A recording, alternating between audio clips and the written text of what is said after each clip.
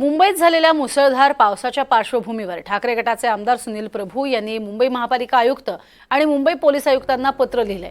मुंबईत मुसळधार पाऊस झालेला असताना जनजीवन विस्कळीत झालेलं होतं। अशा तातडीच्या परिस्थितीत महापालिकेच्या आपत्कालीन विभागातील फोन उचलले जात नाहीत अशी तक्रारच सुनील प्रभू यांनी पत्राद्वारे केली आहे। तसंच सखल भागात पाणी साचतं, तिथे पाणी निघण्यासाठी पंप बसवलेले आहेत, मात्र ते पंप व्यवस्थित काम करत नाहीत असाही आरोप यावेळेला प्रभूंनी केलाय। कुर्ला घाटकोपर या भागामध्ये प्रचंड प्रमाणात पाणी साचलेलं होतं। गाडी जी आहे ती जवळपास निम्म्याच्या वर बुडलेली आपण पाहतोय।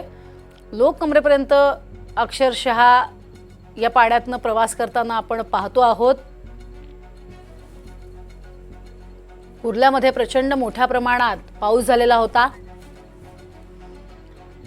आणि त्यामुळे इतक्या मोठ्या प्रमाणात पाणी साचलेलं होतं आणि त्याच्याच संदर्भात एक तक्रार सुनील प्रभू यांनी पत्राद्वारे केली आहे। आपत्कालीन विभाग हा मुळातच ज्या भागात पाणी साचलेलं आहे किंवा आपत्कालीन परिस्थिती निर्माण झाली आहे अशी परिस्थिती सांगण्यासाठी असतो, मात्र तिथले फोन उचलले जात नव्हते, पंप सुद्धा काम करत नव्हते असं त्यांनी तक्रारीत म्हटलंय।